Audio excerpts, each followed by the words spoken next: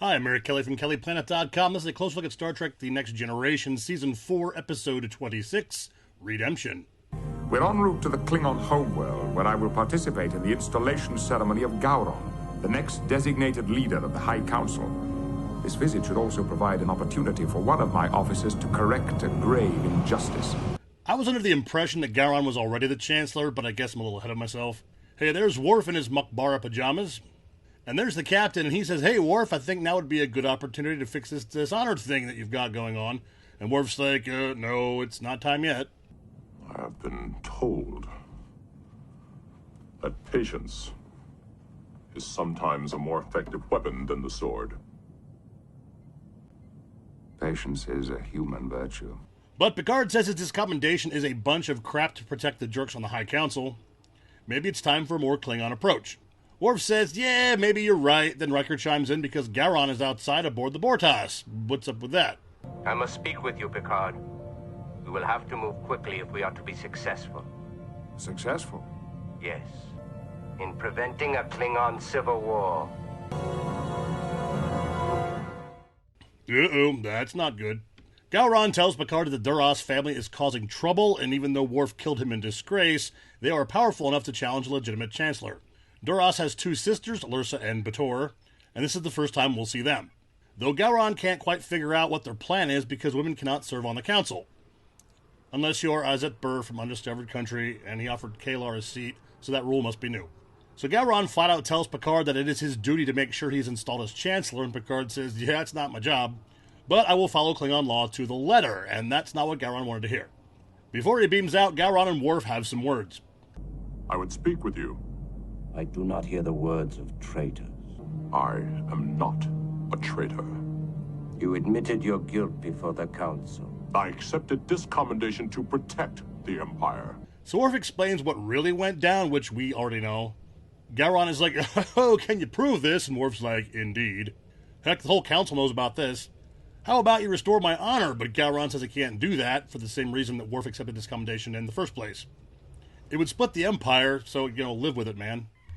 Now we're at Kronos, and Picard has data monitoring the Romulan neutral zone from there, which would be like doing that from Earth. It's pretty far.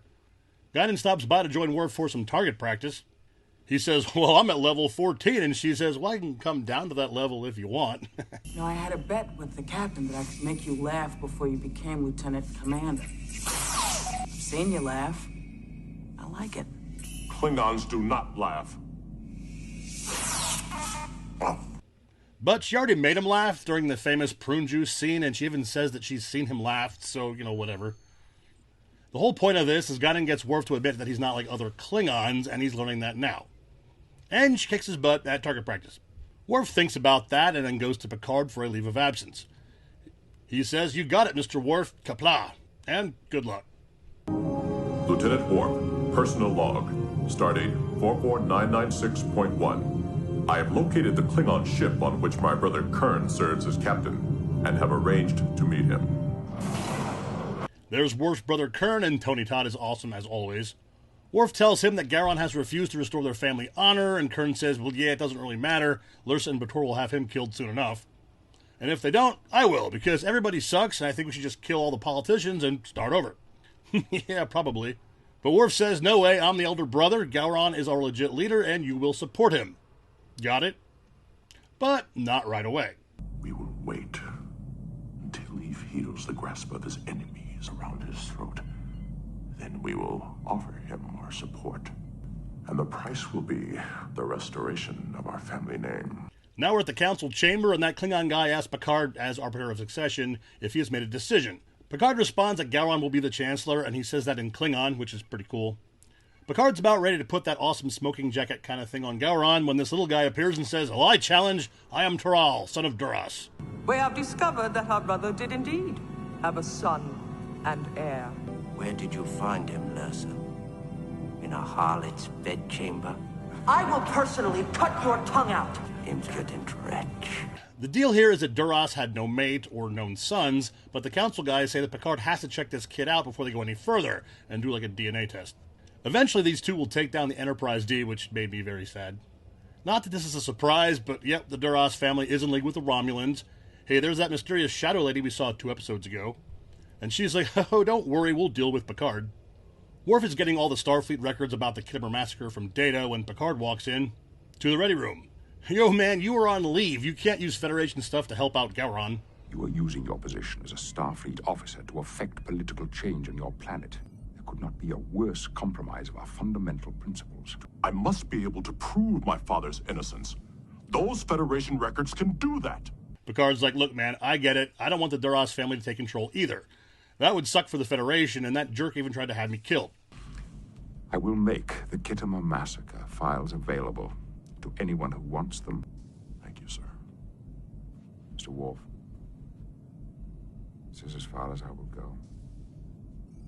Lursa and Bator invite Picard over for a chat, and he shows up because the captain is way more brave than I would be. They hook him up with some hot Earl Grey tea, because I guess that kind of information is included in intelligence reports.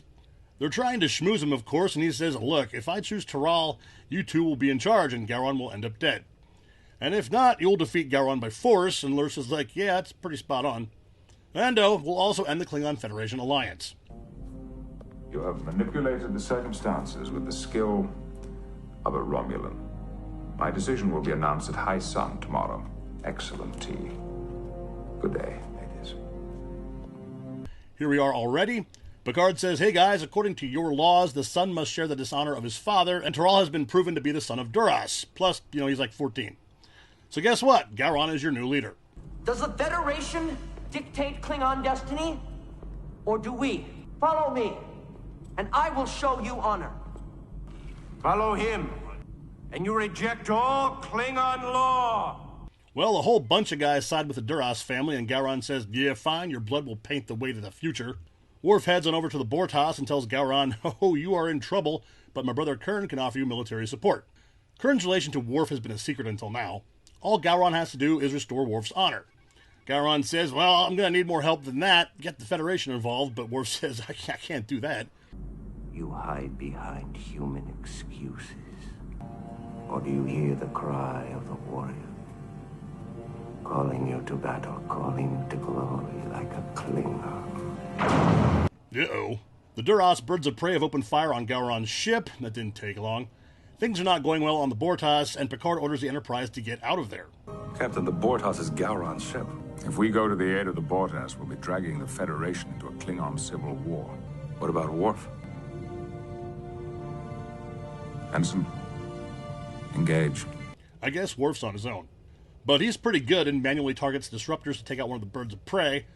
But the other one is clobbering the Bortas, and hey, Kurn's ship shows up and saves the day. This is the kind of fun stuff we don't get to see nearly enough. Kurn says, hey, I'm here to defend the Empire, and Gowron says, good job, man, meet me down on Kronos. With newfound support, Gowron has chosen to proceed with the installation ceremony. The Enterprise has returned so that I may perform my final duty as arbiter of succession. So Gowron's installation is finally official, and he gets that cool jacket. He tells Worf and Kurn that they are cool in his book, and it's time to fix that dishonor problem. I give you back that which was wrongfully taken from you. Let your name be spoken once again. You are Worf, son of Mog. Now that's taken care of, and Gowron formally requests the assistance of the Federation. But Picard says, nope, they can't get involved with an internal Klingon affair. Worf backs Gowron and says the Federation has to do something. If the Duras overthrow Gowron, then they will surely form an alliance with the Romulans, and, that would suck. Picard's all like, sorry, Prime Directive, and Gowron says, like, fine. Hey, Mr. Worf, leave of absence is over. I order you to return to duty. Mr. Worf, your responsibilities as a Starfleet officer are incompatible with remaining on board a Klingon ship during a time of war. Then I resign my commission as a Starfleet officer. Holy crap, Worf resigned, like, for real. Worf's packing up, and Picard stops by to say goodbye and asks if this is the right decision, and Worf replies with, look, I was rescued by humans at Kittimer, and I was raised by humans, and, well, I've been in Starfleet with mostly humans for years. But my heart is Klingon, and I have to go be with my people. Picard understands, but tells him that what makes him unique as a Klingon is his humanity. Oh, wow. So we do this departure scene, which was kind of replicated when Neelix left Voyager. And there's a whole bunch of people that have been on camera many times, but never had any lines. You'll notice Geordi, Troy, and the Doc, but they don't have any lines here either.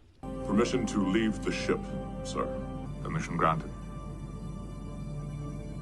Plach. Goodbye. Dismissed. Back to Kronos, and the Romulans are pretty happy that Gowron won't be getting assistance from the Federation. Holy crap, Shadow Romulan Lady is Denise Crosby, like we didn't already know that. But how does that work? We should not discount Jean-Luc Picard yet. He is human. And humans have a way of showing up when you least expect them.